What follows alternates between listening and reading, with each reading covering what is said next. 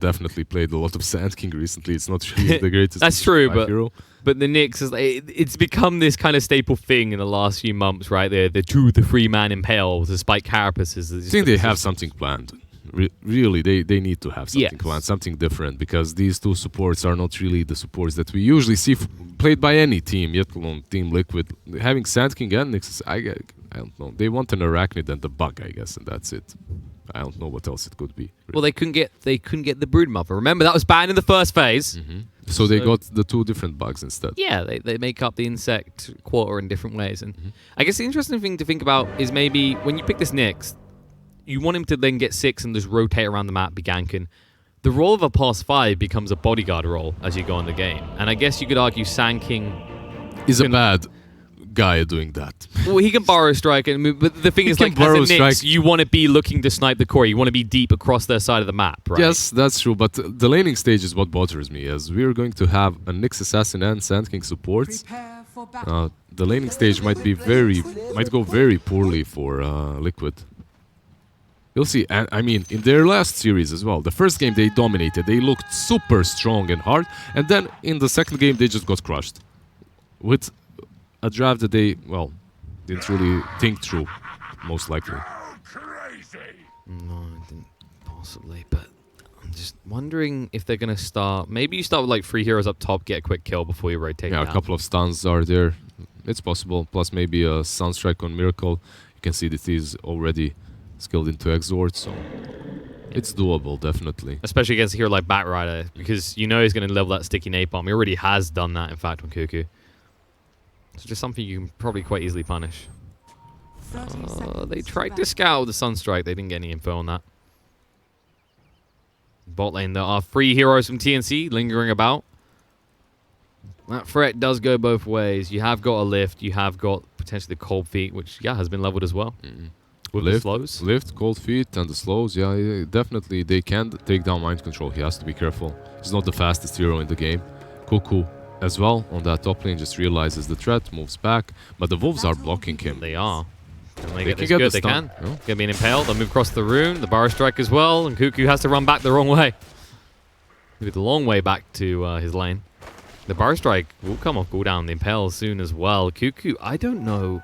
Should be fine, I believe. He has a lot of sticks and sticky napalms, and fairy fire to work with.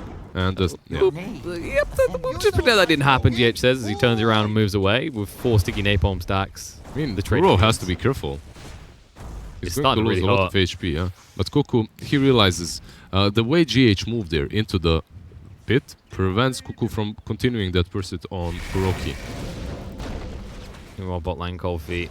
Just a preview as to how easily they can just grab a hold of mind control in this bot lane. It's very important how you fall back as a team. I always stress that to my teammates. It's very important to how you run back. If you just run for your lives, one of you is going to die. If you run properly, strategically, as GH did there, even though he has 5 sticky napalms on himself, he just runs into the pit, preventing Cuckoo from continuing that chase onto the Sand King. It's super important stuff. It's covering fire, although there's no bullets being thrown out. Exactly, covering fire is the best way to call it, yeah.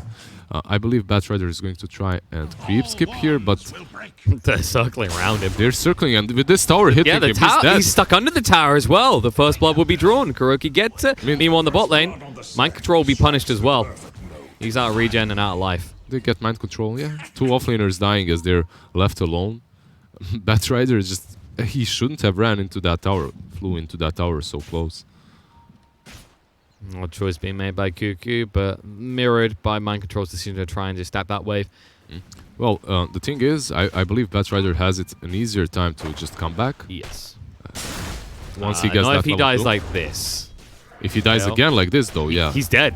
Like, he's very far enough. He's trying to move away, but the damage is already done. They'll move forward. One more hit will do it. Oh, one more hit. There's no way you salve those. Waste. He goes down, and also he TP'd out, so he's got a walk of shame ahead of him. Yeah. Look at the other side of the map. Let's see if Mind Control makes the same mistake. Exactly. Now we have to look at Mind Control.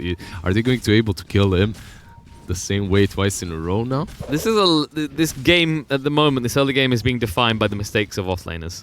Well, it's not truly mistakes of offlaners. It's the forced errors. Forced errors. It's the fact that they're playing versus tri-lanes. It's not something that they're used to, as the era of constant tri-lanes versus one single offlaner is long past. But the big surprise is actually you kind of expect the Batrider to have a slightly easier time, right? Because the thing is, he's less pressed to get XP. Omni Knight has always been defined as this very greedy hero when it comes to XP.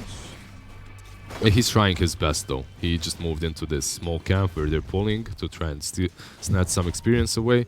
And he's getting that level 2 very soon. He needs one more creep to die in his range. He's turned Oliver Twist over here. Please, sir. Some more. Just finish it, but the heal... There we go. Meanwhile, mid. We haven't talked about that just yet. Slight advantage for Armel so far after these first few waves. And it looks like it is going to be Exhort and Quartz are the focus for Miracle in this lane.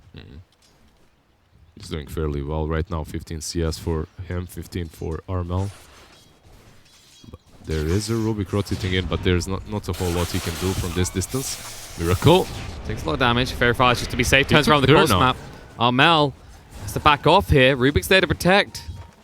He's going to get ready to Sunstrike this, but Armel salves up. Top lane Kuro got really low as EU rotated in to help out Cuckoo. They're bringing Rubik up here as well, so it might just turn into a try and try. Which leaves a Troll level 4 against a level 2 Omni Knight here. Definitely favorable for TNC.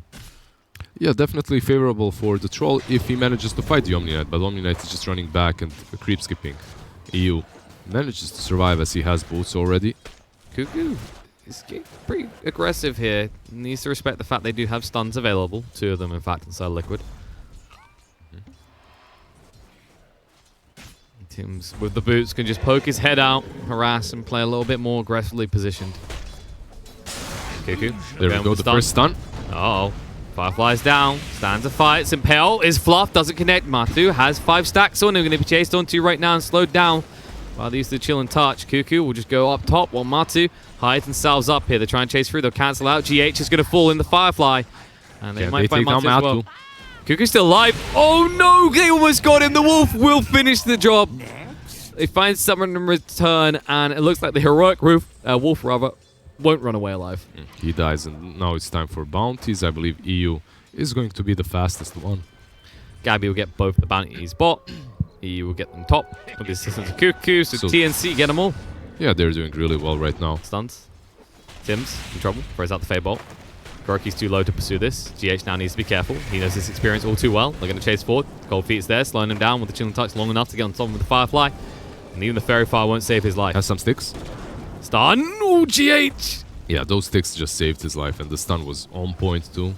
Just when you think he's dead, he uses that stick properly in the last given moment, and then he survives because of the impale, obviously. Really well played by him. And then Kuroki being cheeky, he was looking around the back to try and snipe Tims out as he retreated, but Tims is here with EU.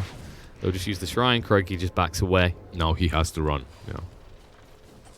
And it should be pointed out, GH went for that point in mana burn. Every fight we've seen, if you imagine it with a Spike Carapace, you could see how different those fights would have been. It would have definitely helped him, yeah. Because of the bat, because of the Firefly. Instead, he puts the second point in the Pale. It's very interesting, as usually when you're playing Nyx Assassin, you don't even want that mana burn early on. It doesn't tend to get you good returns. Lift, Automati bringing him back with the Cold Feet active. And he's dead. A little bit of fire, a little bit of ice. It's about as stale of an ending for Matu as it was for the Game of Thrones series. Moving through, now the Sunstrike coming in. They already got the kill on the back right up, they can't find more. Kura has to actually back up. Here's the Cold Feet is on him. He'll just chill for a bit. Bot lane, mind control. If he gets rid once more, Gabby moving in, can't pursue further. Eats a mango as well. Look like top lane, GH. Push out with the axes again, top. Tims is down. A lot of aggression. Kuroki next on the hit list. Cuckoo pursue him through, but GH will scare him away. He didn't have any mana or cooldowns to work with, but still, Cuckoo does not pursue. He doesn't go for that kill. He weighs up the risks versus the rewards and decides it's not worth it. What I noticed is... Oh, store. He's just farming. What I noticed is that TNC is really good at making these stacks. I don't see a lot of teams doing that, actually. And in the first game, they made a lot of stacks. In the second game as well, they're working on that. Yeah, definitely. There aren't many teams that it's become a rarity. Exactly, it's very rare. Can sometimes make the difference, though. I guess there's the argument with the early aggression and the movement to destroy the tier 1 mid and move Mid into lane. jungle. It can be risky. We're going to Three see heroes. one Miracle. Well, lightning in, looking on a Miracle. He's going to get invis, try and move away quick enough. GH here is to cover him, but the problem is the Cold Feet has procced. Stun comes out in the Storm Spirit. Miracle backing off still, but in range of the Sentry long enough that he should be dead. But no, the Tornado comes out. Miracle. Now the Deafening Blast moving in armor. The final hit is He enough. gets him. Just about. Rotation on point here, and this is probably why the stacks aren't done as much. Yeah, Kuroki's because identified Kuroki that. just found them and stole them, yeah. He's like, oh, He stole- fantastic. yeah, he steals the double stack, the hard camp, the medium one, the triple one. Still isn't taken at least. Mud Golem's there. It's a little bit more frustrating. Exactly. And they're coming EO out is now. going to see that his stacks and his efforts have been ruined by Kuroki. Not going to be very happy about that. Kuroki says, oh, XP. Oh, there's a Lycan coming in as well. Shift activate, Burrow Strike across. Kuroki get caught by the Vortex now. Matu moving in. He's actually pursuing onto the supports. Doesn't care about Armal right now. Sandstorm will protect the captain of Liquid. They'll turn around with the net on the Rubik. Lift lasts a little bit, but not long enough. They'll just start diving the tower. Tim should fall here. Burrow Strike out. Sunstrike as well. The follow-up impale is good enough. Matu turns around at the right moment to get the more valuable kill. And they still manage to find Tim's on the side. Yeah, Armel falling there to the Sunstrike of Miracle is huge. As he gets on board as well, gets him closer towards that Midas. Kuroki's still here. He wants the XP. They're going to probably give it to him. They're pulling it out to try and get him out of range. GH has joined in as well. It's like, what? They 3 levels? they didn't even have detection there to work with. Now that the AA is around, they do have some sentries, but that's it. GH, Spike Carapace should cover his escape. Storm Spirit's too far away. Level 1 Ball Lightning is a pathetic sight at most occasions. All in all, Troll continuing to farm pretty damn well in this bot lane. Mind Control has been like a creep in this It's really interesting that he didn't manage to get more, considering that he could just go and creep, skip, and pull. Instead, he tried to fight the Troll a couple of times, almost died. But yeah, Gabi, he's playing the Troll. And Troll, when you give him a little bit of advantage, like, well, he had 3 levels ahead of Omni Knight when they left. He also had Phase Boots, so it's very difficult for Omni Knight to do a whole lot there. But yeah, creep skipping would definitely be the proper move for Mind Control. And instead, he continues to Got the suffer. bounty. Gabi didn't get it, actually. GH picked it up. He might give his life, though. The Spike Carapace isn't protecting him. Range form for Gabi. GH doesn't have an impale for 4 seconds. But Mind Control he's actually- tanky enough, actually. With the Heavenly Grace, he'll be fine. Yeah, but look at the skill build from Mind Control. He actually has no levels of Wow. purification. That's something you never see on Omni Knights. Well, now that this hero is a little bit different, and Heavenly's Grace is definitely good, you can max it out. I'm just surprised that he didn't max out first and second instead of second and third. Yes, and oh. Cuckoo. Goku falls because there was a Dark Troll Summoner. And a shapeshift. And now a tier 1 tower will fall to Matu. That's what we like to see out of the Lycans. He used his ulti to get a kill, killing spree that is, and also a tower. Very well used.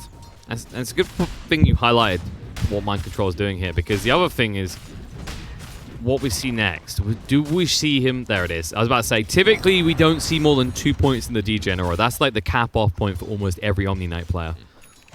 And he sticks to that. He's started to level the purification now. We see a smoke action coming from TNC. Perhaps they want to kill this Invoker on the mid lane.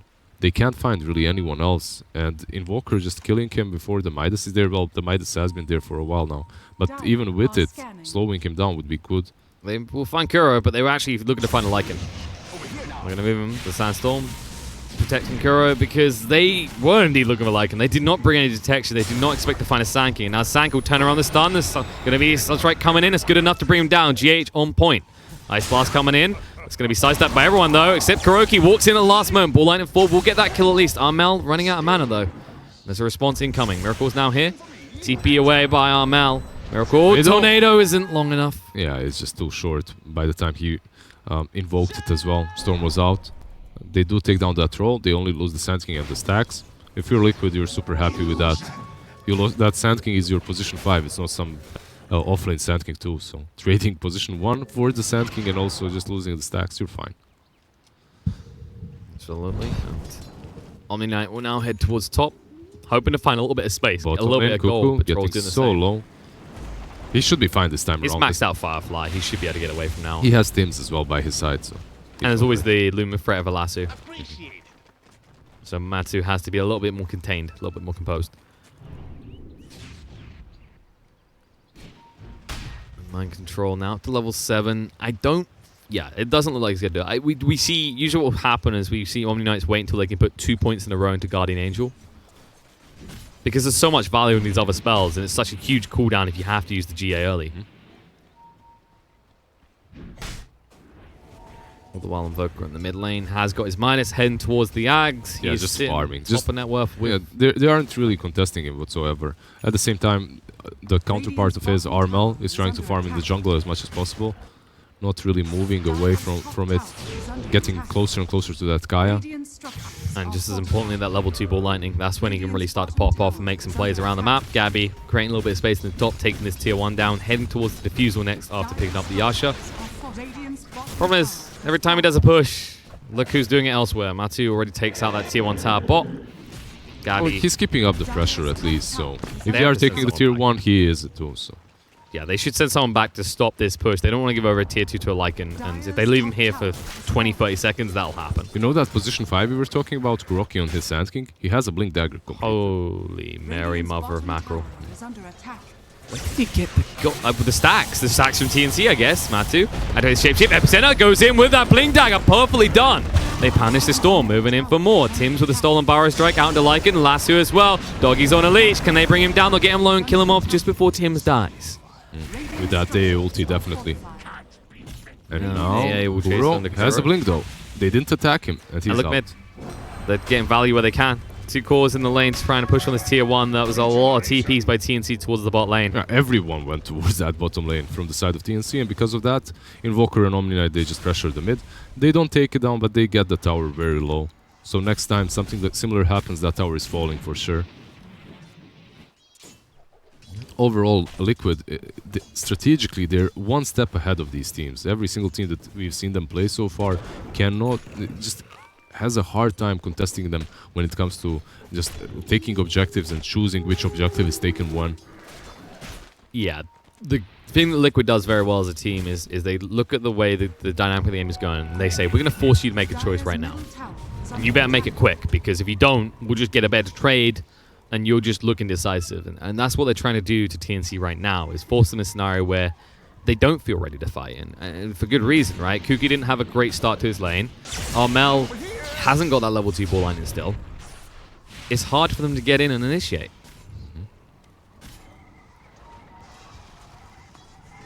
Kuro just showing us how he gets all this gold. Yeah, he's been farming for quite a long time. Stealing those stacks, farming across the map. He also had a decent start, so not really surprised he has that Blink Dagger. It's just that he's position 5 and that he's been given so much space to farm it.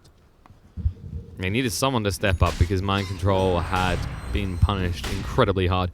Going towards a Glimmer, I'm pretty sure they just switched roles. They switched roles. Mind Control is the true position 5 this game. Is that it? It looks like he's got Arcane Boots into Glimmer Cape here as the It definitely does look more like a position 5 than your casual offlane Omni Knight with a Midas going into Radiance or something like that. Glimmer Cape is going to help them versus the Storm jumping on them, also versus the Bat and AA. And now TNC will try to just move top here. They had some wards down from when they were last in this jungle. They want to try and apply pressure to tier 2 for someone to respond, but Mind Control is already on standby. And look at the move from Lycan. Matu is getting ready to go in the bot lane. He has a DD. They show themselves top.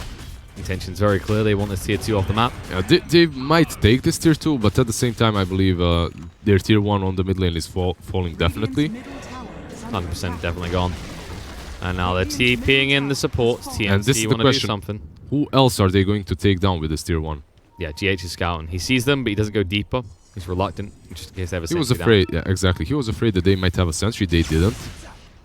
And there are necro trees on the Lycan, so they should use them to devour. As you can see, they're doing exactly that. They move them towards the cliff, but they're just afraid. They see the bat. Shapeshift.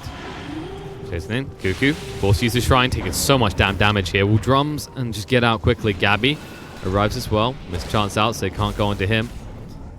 And now they'll just get the creeps out. They leave one behind. Poor Timmy, the necro creep, goes down. Oh, tornado through. Miracle. Meatball drop. Cuckoo dead. Ice Blast does nothing. That's also the small buff that happened recently to Chaos Meteor. It hits for more damage early on, and that Bat Rider just didn't even have a chance. He instantly dies there. The Aghanim's is completed, moving towards Travels, and that Blink Dagger on Invoker having a pretty good game as they're both on top of the network charts. The Lycan and the Invoker. Kuro. He forgot that he's not on Radiant side. Yeah, try to squeeze in, maybe ward it up. As you can see, he planted that sentry too there, but it just didn't work. Tornado as well. Sunstrike's coming through, and Tim should be going down here. GH gets a kill. Spike Carapace to cover his escape, but look at this. Miracle in trouble. Is Invis able to move away? Gabby turns his attention towards Matthew instead. Goes for him, and now on the side, the sentries are indeed down. With that, 2 big kills found by TNC. They might find more. They dust up, but no mana's left on RML, so you can't pursue this. Exactly, but they can turn this into the tier 1 push on the mid lane if they wanted to. Sand King is porting in, however. And there's Nyx too. Yeah, they're just going to calm down and back up here. Especially with that annoying Necro creep just poking and prodding at Gabby.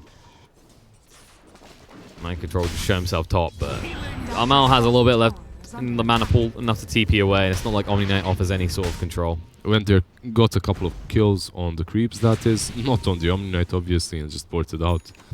You have to build up to that, you know. This essentially, it's got RPG elements to a MOBA. And then one of them is leveling up. He starts on creeps and eventually he can reach heroes. In like 30, 40 minutes maybe. Or if you pay $5, you can do it instantly. That's how it works, right? No, it just makes it look like that's how it works. That's what the Arcana done to us for Earthshaker. Made us believe in something that wasn't true. Some big items are coming up for TNC. I believe the biggest one is Gabi's BKB mid lane. Miracle in trouble. Ice Blast is on him. The Fate Bolt's going to get him low enough. He'll try and go invis. The dust reveals. They're not taking any chances here. The big bad bull. TP. Epicenter trying to come in on the back line. The backstab's there. EU gets low, but he's still alive. Kuroki will get him with the Sandstorm on the side. Armel ran through and killed off. This is the problem with Storm at this stage. You invest so much mana in the initiation, you don't have enough to get out afterwards. It's also the fact that they didn't use the dust instantly to kill off Invoker, which forced him to go a little bit deeper. It's all these small things.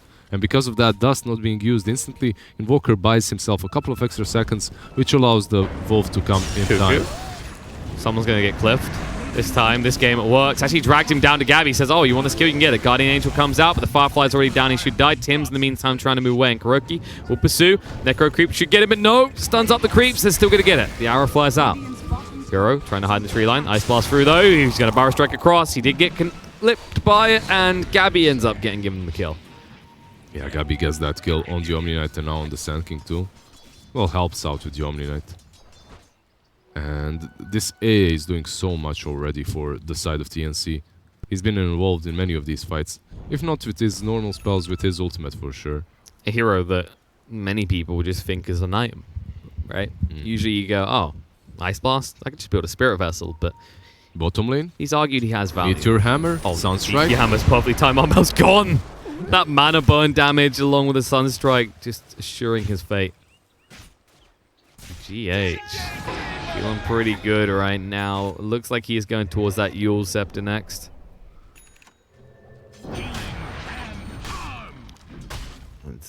They're basically, if you are TNC right now, you have to wait for one item, and that's BKB. You have to wait for it on both of these cores. Gabi has finished his, so he has a 10-second BKB, but Storm hasn't done the same. And you can't fight before that happens. As I mean, he doesn't even want to do it. He doesn't want to like. He's gonna have to go for this BKB, but you don't feel good about having to go for this early. Of course. It's not an item that you want on Storm. Atu? An example of a scenario where having a BKB wouldn't have made a difference. Yeah, because he's so deep, he just falls anyway. And they have magic piercing spells as well. Everyone on the other of his teammates is on the other side of the map, and he's farming the enemy jungle. You're gonna be punished for that, sir. The real big worry as well is, even when Armel has this BKB, you can already see a lot of sentries down from TNC. But GH, with a Meteor Hammer now as well, can kill you before you can actually even try and escape.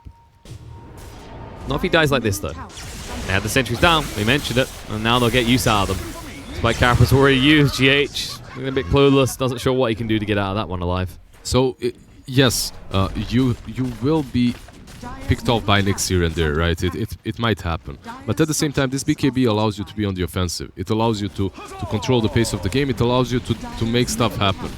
if you don't have a BKB and you go and try to kill the Invoker, if you get clipped by one single stun, there's going to be a follow-up and you will die. So it's definitely a must-have item in this current game. Kuro continuing to farm up, heading towards the Veil next. And Mind Control is no longer a plus 5. I mean, his items are still in that realm of category, but he has 6.5k net worth. He's started to recover. Yeah, he has a bit more. He's moving towards his 4 staff, it seems. Little repositional tools, and he's actually catching up to Cuckoo, who's only sitting on 7.2k gold now. They scout out the pit. They'll realize no one's in it just yet. There is a chance that TNC just walk in there, though. Gabby is strong enough to do this. Well, Troll looks to be doing exactly that on his own. Has that SNY. He could take down this rush on his own, but Storm is going to help out. And Storm is one of the best carriers for Aegis. You can give it to him right now. And a little bait coming out that TP bot because they want Liquid to commit to this tower. They scout them with the Sunstrike. They know exactly where they are, but can they get there on time? There's the Tornado. Slows them down a little bit, but now they'll jump in. The pinks come out. Lasso onto Invoker. Miracle dead. He went alone. The rest of his team were coming across. Spike Carapace and GH. The stolen Tornado used against them. Gabby ready when he comes down. GH is dead. Fire strike through by Kuroki. This is a Congo line of death by Liquid, but it's all buying time so that they can get Matu up onto the high ground of TNC's base in the bot lane. Kuro still alive. BKB from Gabby. He barely survived that. They haven't even finished the Roche. Mind Control chasing in. Can't find anyone. They didn't get the kill on Kuro either, and Cuckoo, if he's not careful, will fall.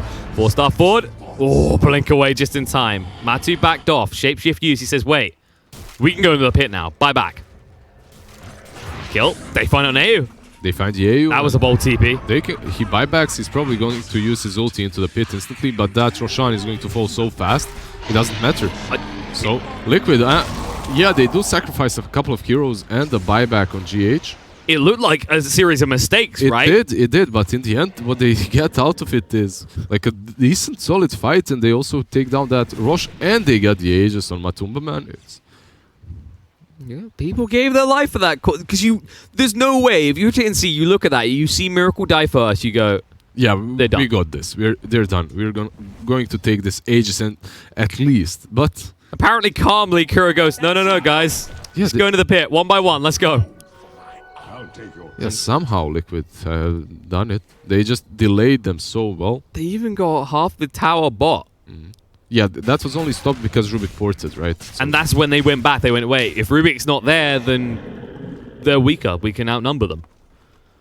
A play we do see so often, it's just usually what preludes that play isn't typically 2 people Congo lining into a pit of versus 5.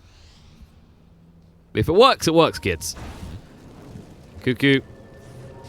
He has now travels, travel, yeah.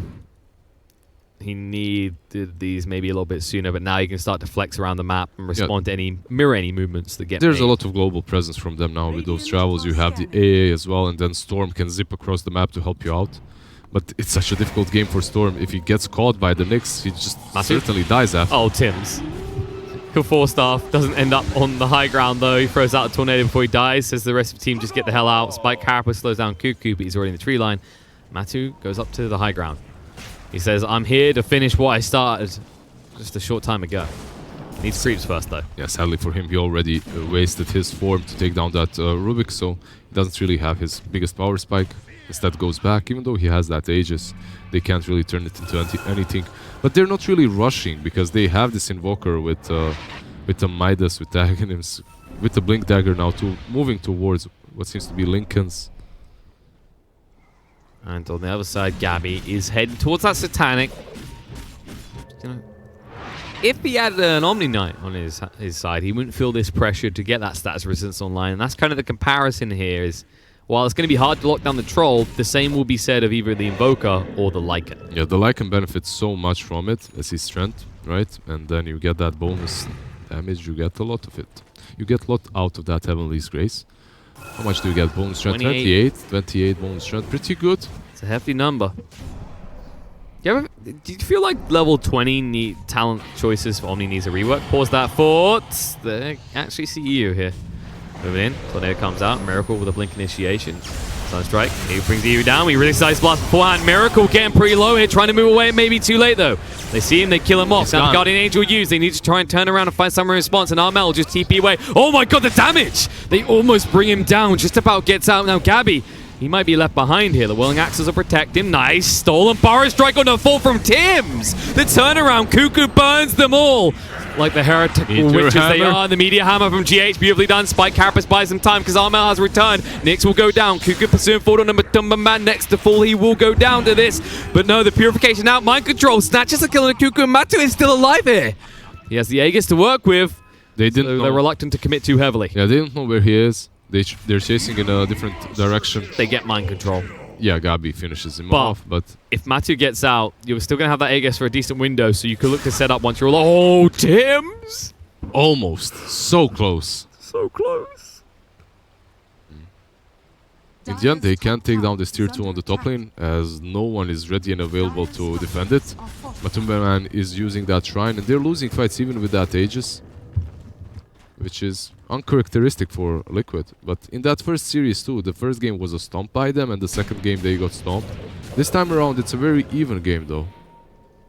Yeah, the thing is, Liquid's draft, the way they play this, is kind of like pile on, right? We can see how that backfires against them, although if they pile on to Tim's, they might find him, trying to Burrow Strike down the low ground to escape. He's going to fall. Then Cuckoo, he just revealed himself because he was going super aggressive towards Miracle. He'll get away. Tornado won't connect. But this is the thing, right? Like, when you play these choke points, both teams have huge benefits. Liquid have this kind of clustered aspect to the lineup.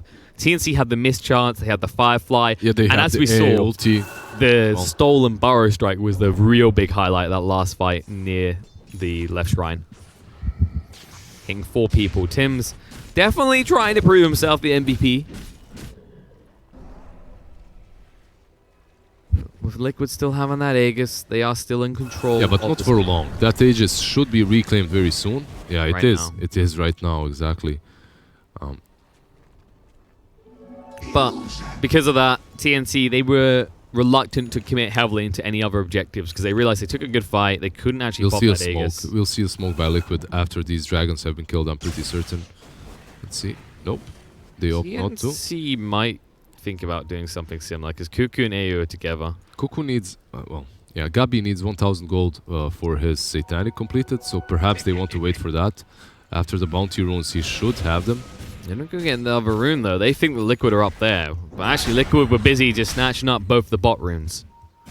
Just staying around here and keeping this area is strategically very important for TNC, so I don't blame them for not going to scout that other bounty rune. If they do, they should do it together. Satanic has been completed on Troll. Here it comes. Smoke movement. Yeah, exactly. Instantly after it's completed, they just realize that this is their big power spike and they want to utilize it properly.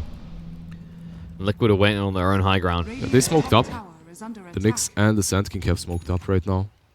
Nope, But you can see that they're just setting up the perimeter. They're even pinging it all out. They're expecting them to come from some areas, and that's why they're positioning the Sand King and the Nyx the way they are, just to break the smoke and then blink out if they come. And in that moment, Miracle will just return to the bot lane to shove that in. He has got some reinforcements coming in as well. The lines have already been drawn. They know their primary jungler is off limits, so they just want to try and force TNC back to defend their base again. Something that Miracle can do very easily with just a meatball and a tornado. Yeah, what TNC might do on this top lane, however, is just mirror the movements and force them to defend this tier 2 or the high ground. And the advantage they have is because Cuckoo picked up those boots of travel, he can afford to just go back and forth. Walker is sporting bottom. This Batrider needs to be very careful. Yeah, he's reluctant. They actually forced the TP out of the troll as well. Matu is on standby, ready to push in with the Necronomicon creeps activated. Yeah, Storm outpushed top, and there's a catapult too. Someone is going to have to go back and defend this tower.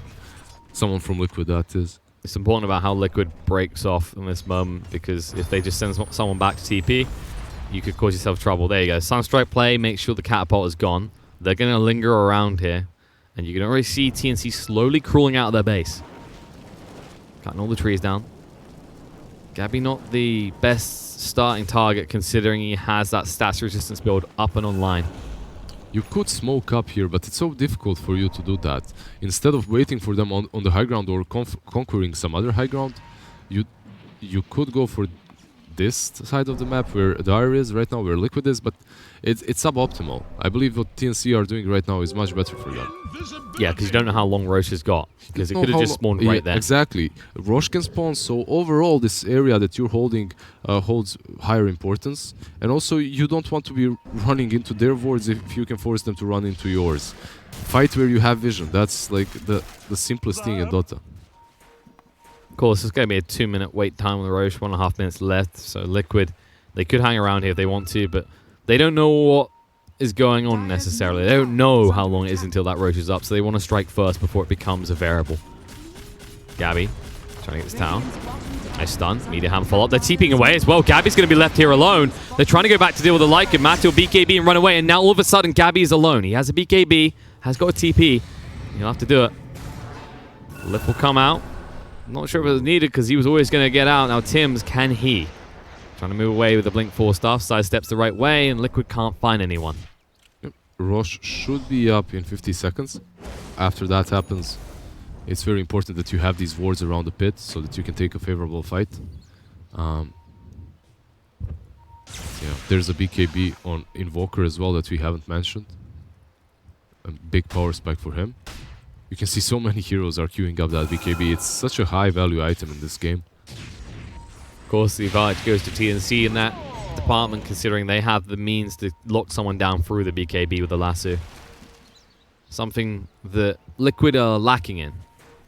And, well, they are going for a basher next on Matu. So maybe you eventually get an Abyssal and you have a means to stop those BKB TPs away. Moving in. Media Hammer gets dodged out with the 4 stuff. They're trying to get rid of this shrine in prep for the Roche, but Cuckoo's not going to allow it to happen. Instead, lasso. Interrupted by the stun with the barrier striking now. Bat Rider held in place. It's going to be activated. The AO is not very good, and Matu goes straight into the pit, knowing that they don't have the Ice Blast any longer. The pressure is now on TNC to make the play. But this Roche is dying so quickly. Yeah, but they have Storms. He can zip in. Troll gets stunned up, though, trying to move in time. BKB activated from Artmel, going on the back line, trying to backstab and look for a kill to Kuroki, but it's so damn tanky for a past 5. Matu zoning them away. Gabby in the pit. Snatches the Aegis though. Matu gets it. Gabby did get the kill, but he didn't get the second life. But now, going to activate. Charge of 4. Looking for the kill on Miracle. Get it. The cheese is still on the ground. Guardian Angel to protect. Matu out of mana though. Soon to be out alive. Gets bashed up. They finally pick up the cheese. It is on the troll. Will spend 1 life on this Lycan and soon a second. Because no one is coming to help. You have that Aegis, but you're not going to live for much longer. Center, trying to buy some time with the Barrier Strike. Lycan could finally maybe attack back, but it's too late. He's dead. Kuro won't even get out of this alive. Yeah, they played that so well. Even though they whiffed a couple of spells early on, they're not done. They thought about... They didn't realize Mind Control was there. They might have actually got a team wipe on the Liquid if that... What's happening with Liquid in these second games, man?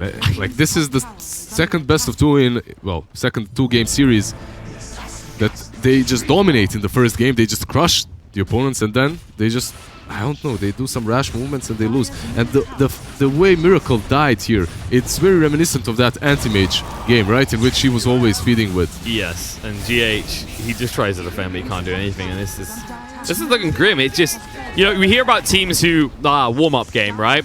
But they're winning the first ones and then... And losing the seconds. It's not really... It's not very common. However, Invoker is up in 3 seconds. It's not all over yet. Let's not just sign them off. Count them out, but it is looking pretty bad. It's looking pretty bad, specifically because BKBs are coming off cooldown for TNC. And they don't have to be super worried that they're going to be ganked or attacked by Liquid. It's not like they're on the clock. Exactly. Their lineup scales fantastically into late. And Lycan just bought back. And definitely what you just said, Storm and Troll, they scale a little bit better than Invoker and Lycan. Hero, perfect away. Alas revealing himself. Armel low on mana though. Ice Blast going to fly out. They use the shapeshift. They're getting ready to backstab, but Matu doesn't see any easy way in here. Gabi just standing his ground and nailing down those Draxes. Yeah, you can't do anything about it. He takes 2 sides now. Yeah, the range Drax is alive, but it doesn't truly matter. And they fall back into the dire jungle. Good thing they've still got a tier 1 standing bot on the side of Liquid, because they... And not for long, because after this shrine is done, they're instantly going to go towards that bottom lane and take down the remaining towers, I'm certain. But it's kind of funny to see a tier 1 still up 37 minutes in, but this is kind of to show the way Liquid has played a lot of this game. We've seen how much they prioritize the bot area of the map, and in the last 5-6 minutes, they haven't even been there. It's just TNC also playing the game around this Rosh pit because they realize how important it is for them, specifically when you're playing with the Storm Spirit. It's just so good.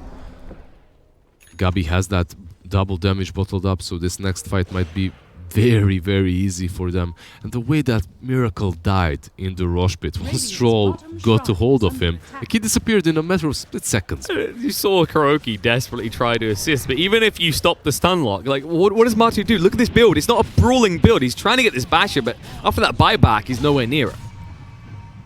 Yeah, this is definitely a problem. Has an AC and Necros. Like, he does some damage in these fights, but most importantly what he does is he creates a lot of chaos so that Miracle can do the majority of the work, of the heavy lifting, when it comes to damage department at least. But right now Miracle isn't really able to do that, as they take him down very easily. They jump him either with the Storm Spirit or the Bat, or just Troll finds him somehow. It feels like Liquid have kind of put themselves into a one damage lineup, right? Like, you know, the Lycan does some, but he's here for kind of like the utility and the control, you know, the zoning the back line. Omni Knight is full support build. Yeah. So Miracle basically has to burden this on his own. Oh, mid lane. Get away, but for how long they're chasing through? Armel sees him, barely has any mana though, so he needs to back up. In fact, he's out of mana.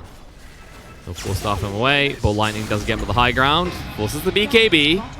Barrow Strike was stolen. The Volt form is used. Matu wants to go in here. Their BKB's running out soon. Missed time with the Impale. We'll be able to get a kill to AU at least. They'll keep pursuing, looking for more. TNC crumbling a little bit here, but not enough as Armel making up to the high ground. TP away. Cold Snap comes out to Cuckoo. He's all but dead. He'll throw out the Lasso to buy a little bit more time and ensure the rest of his team escapes as Tims does TP back to base. They definitely get a couple of good kills there, the AA and the Batrider, and they also force them back, but I mean, most importantly, they forced them back because Storm had no mana there as he was trying to jump on that Sand King. So it was a little bit of a mistake from TNC trying to go for the Sand King, using that AA's ulti not in a proper way as it didn't connect onto anyone. And then they were just forced to run away. But mid lane, Nyx, just dies. Just dies. Things. Just dies, just happens. Storm Spirit jumps you. I guess I'll die. That's pretty much what happened to him. Something similar might happen to another support in a second. He doesn't know this, but he's in vision. He just about walked. No, he just about dodged the vision. Kuro is playing a very dangerous game in this bot lane. He doesn't even realize it. There's another double damage rune on the bottom lane, and Troll is going to be very happy to go and pick that up. Yeah, up to level 25 now. Whirling Axe is basically more or less always there. I mean, actually it is. Yeah, it's 100% uptime now. Which means when your BKBs are getting shorter at this stage in the game, your window of opportunity to even have the physical damage to assist you in taking down Gabi is fleeting. And he's going towards that Blink Dagger as well. And with the Abyssal and the Blink Dagger, it makes it so much rougher for Miracle to find a proper position to be in these fights. As there's now 3 heroes that can jump on top of him. There's the Troll with the Blink, there's the Storm, there's the Bat. Well, the Blink isn't there yet, but he's eyeing it. Yeah. Thinking about it. And I love the Blink pickups on heroes like Troll, Terrorblade. It's just amazing what you can do. If a very ballsy pickup as well. You know, yeah. Just jump straight into the fray. It was thought of as like the classical Envy for a bit, right? He was the guy that we saw in the early days doing it with his carries. Look at this smoke action for the range racks. They are wrapping around. Maybe they would find a kill instead. Yeah, they don't want the range racks. Yeah? They want Matu. Because the game is over. Lasso comes in right now. GA to protect his life, but the magical damage is overwhelming him. And it'll bring him down. He's dead. No buyback. If he's activated, going to pursue for more. That was the big kill they needed, and now it's a matter of cleaning up Liquid. Armel just duking around. Kuroki getting low on HP. Tims didn't even die for this. The meatball gets dropped down. Miracle, the BKB activated. Chop through. Will get the kill on the Ruben. Force the buyback. Sand King brought back as well, but now Miracle needs to move away. The Battle Trance is activated. Nice Spire Strike out. Kuro, though, he just brought back into this, and he's going to go back to the grave. He's gone. No buyback. Just to keep Miracle alive, but now what can Miracle do alone? Write a haiku, write a poem. I don't know. Try and seduce TNC because fighting them is not the solution here. Oh, they have no creeps, but they are arriving from that mid lane. And now after taking the Ranger Drags on they're top, just gonna finish they're just going for Throne. Yeah, indeed. I mean, why wouldn't you? It's 2v5. Yeah. No way to get more favorable numbers for the side of Liquid. GH is up in 20 seconds. Could buy you a little bit of time. Lasso comes in though, and Omni Knight's gonna be dragged towards his death. Build like a support, die like 1-2. Buys back. He does have the buyback, but what does it do? Yeah, exactly. Miracle. Here comes. Chaos Media down. BKB from Armel though. And Spirit Vessel out. They'll just run Miracle through and kill him off, as it looks like TNC have taken this second game. Mind Control runs to the south, but it doesn't make any difference. The GG is called. Liquid, once again, they just dominated in that first game, and then in the second one, maybe they feel a little bit overconfident. Their draft is a little bit out there, not really something that they usually would pick, right? In the draft of the first game looked much more solid, looked like they were really try-harding. They even last pick, well, was it the last pick Brood? Yeah, it was. They last picked the Brood too. It yes. Made a lot of sense. And in this game they have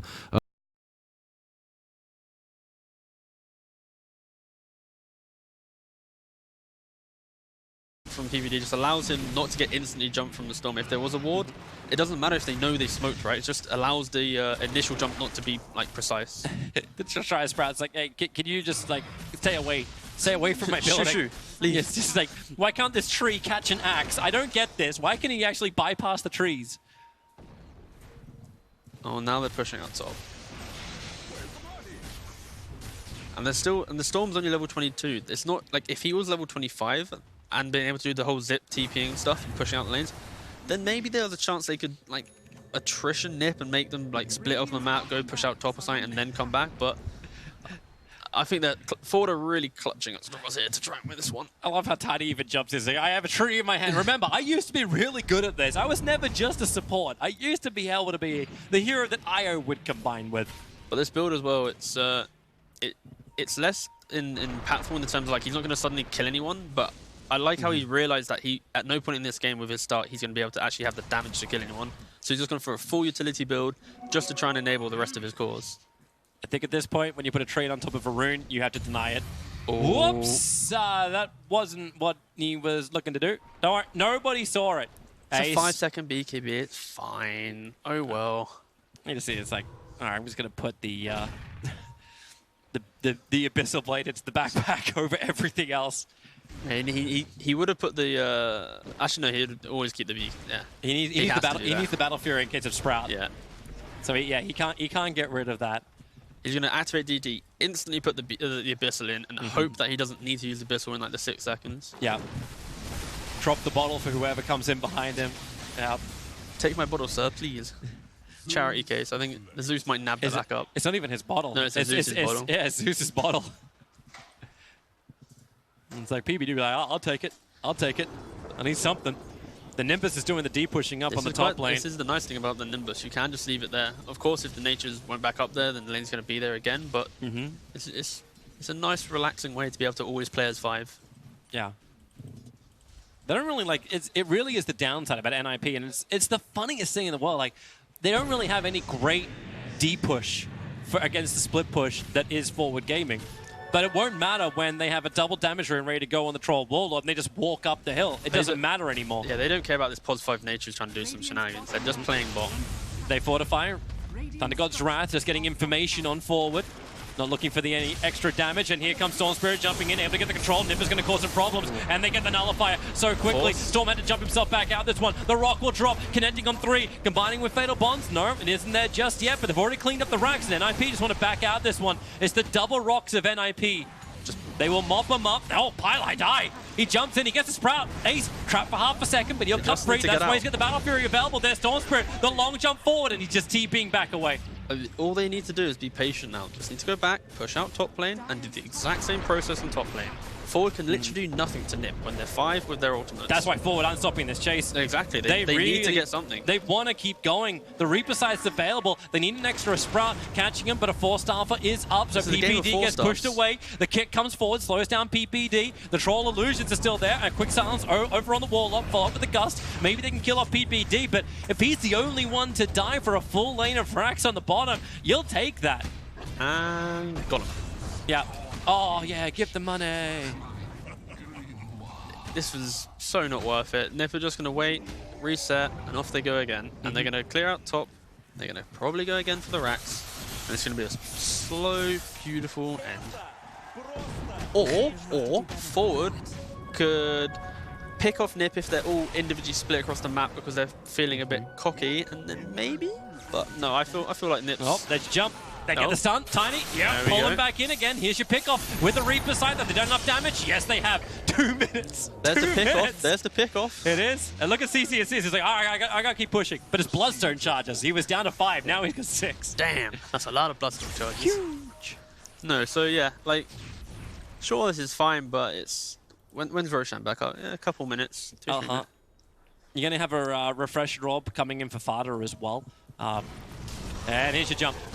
Jump in, nullify it. Storm Spirit needs some time. Snaking, 4 staffs him out, give him a little bit extra life, but the silence onto Necrophos. There's your Storm, jump away. CCNC just needs to live right now, and that's exactly what he'll do. He'll ball lightning TP away, and Snaking, well, once again, the limits shall be tested. Between the Ghost Scepter as well as the Ghost Shroud, he takes some time to die. They just had to commit so much there to save the Storm Spirit. Oh, and Roshan's back up. As your refresher orb, double the Nimbus during the fights, double the Thunder God's Wrath, so they can scan and pound them. They don't want this refresher. Actually, they do, because obviously the Warlock. They've got both, refresher orb on Zeus and the Aghanim Scepter. So like in this world, as NIP, like the investments come through. Actually, no, if anything, they did want the refresher. They don't need no Axe consumable. They need this refresher for this Warlock. I take that back. They can get the Axe consumable later. Well, right now, forward. What can they find? This is their last-ditch attempt to get back in this game. Is to try and take away this Aegis to then alleviate a little bit of pressure. Here comes NIP under the cover of smoke. They actually hit him pretty early on. 33 going to BKB. Sees Roshan. Snaking once again being that front liner tank for him. This is a very premature engagement by 33. Yep. Bottom lane's still going to push in too, so NIP won't feel too overly pressured. You are.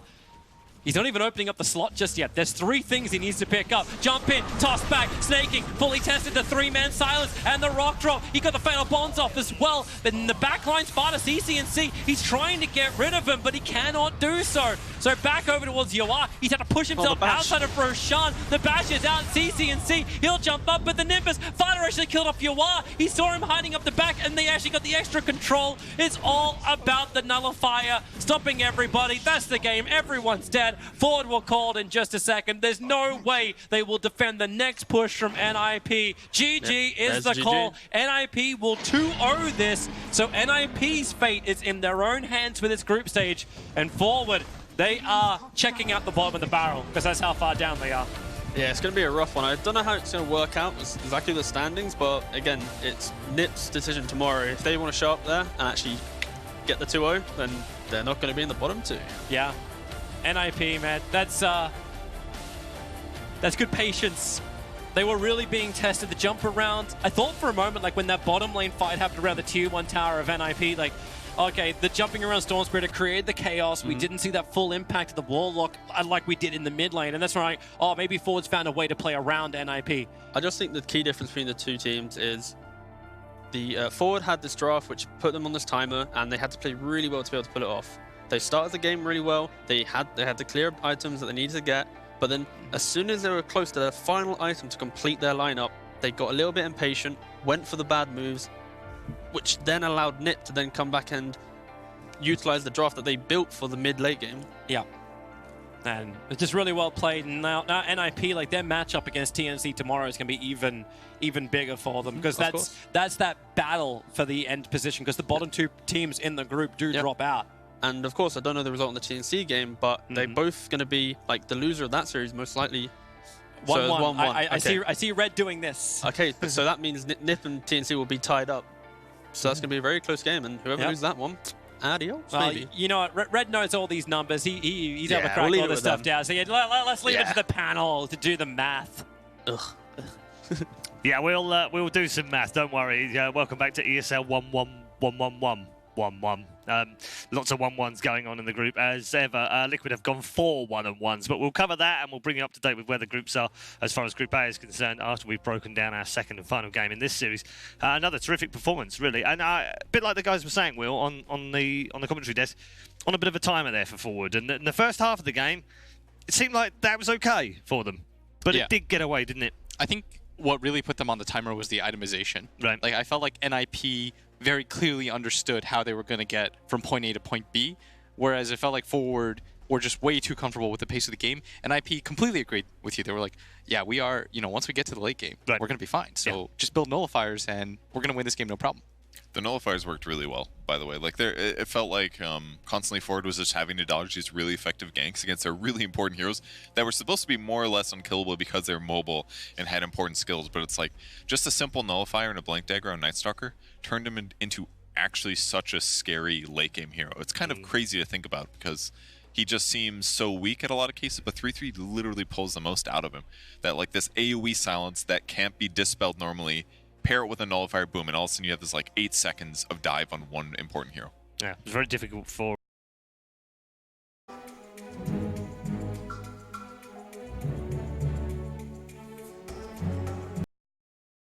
I think they needed to speed up the pace of the game. They needed they needed to play even faster. Yeah, they needed to play with more urgency because I felt like maybe they just thought that once the Storm had BKB, everything was going to be cool. But half the time, 33, who played honestly unbelievably on the Night Stalker, gave him no room to breathe whatsoever. And so I think they needed to respect that a little bit more, especially with their item choices and just the general way that they treated the map. There's way too many times where I felt like the Night Stalker was just able to get on top of the Storm for free and no one was really nearby. You have to like edit your playstyle as a result of these changes, and I felt like NIP was just one step ahead. It's a great result as well, Kevin, for them.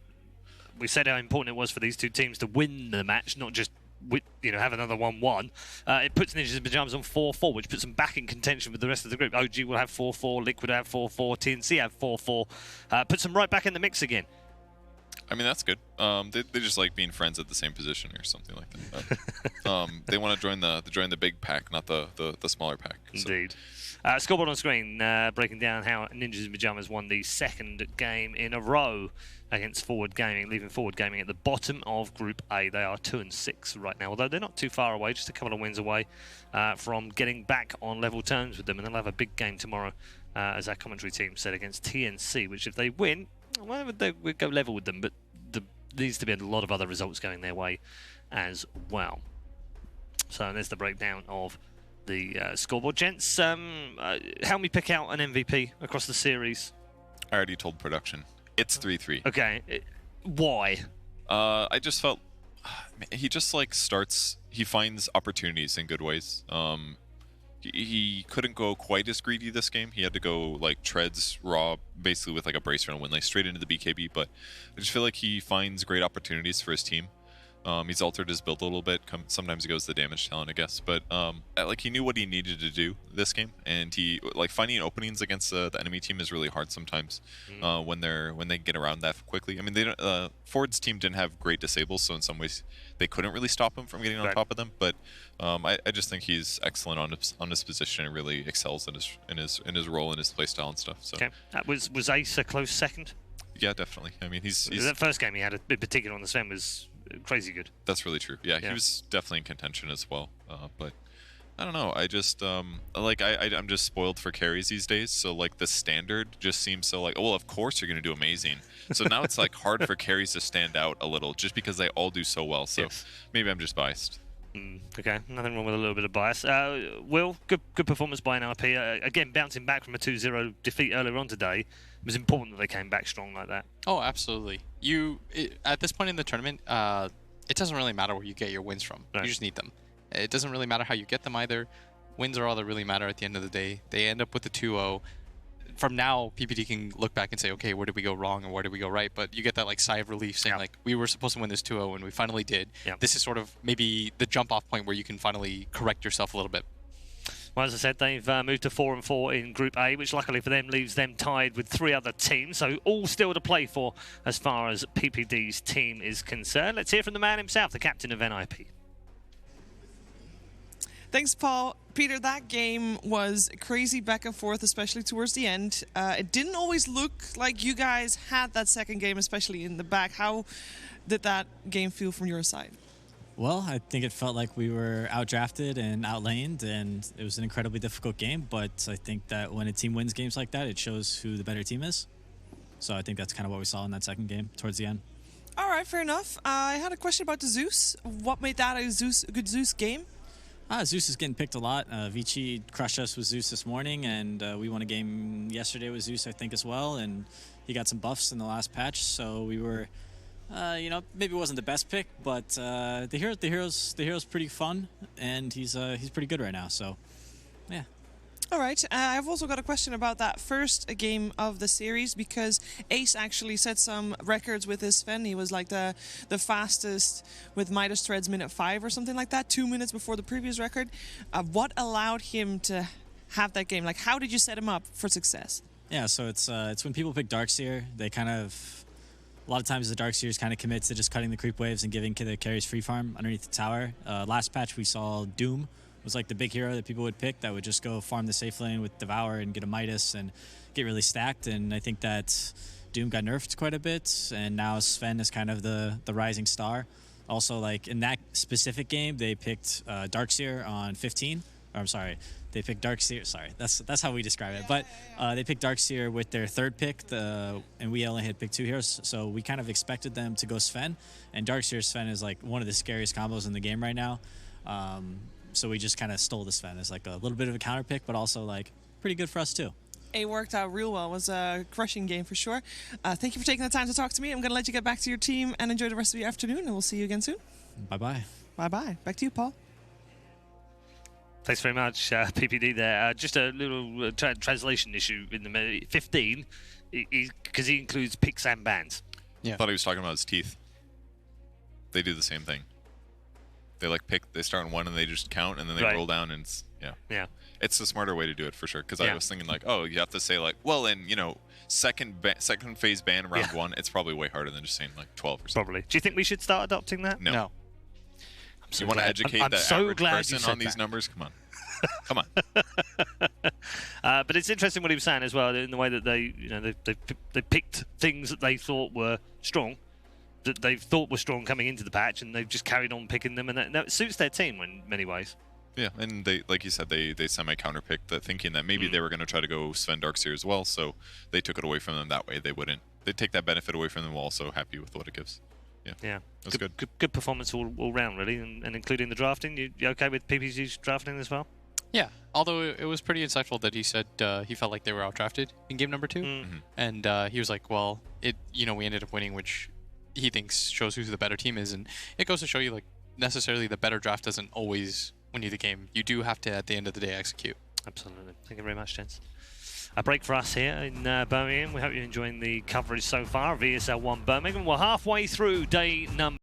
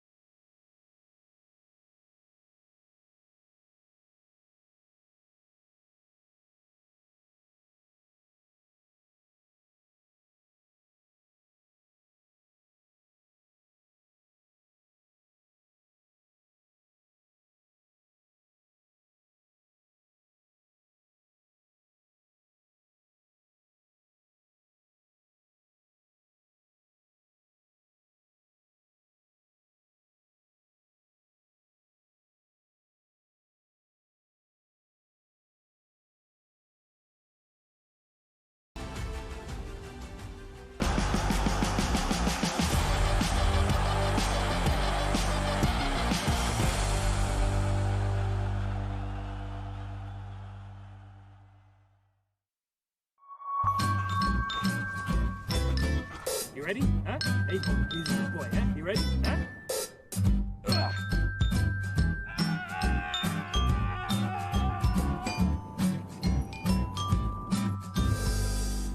Start your esports.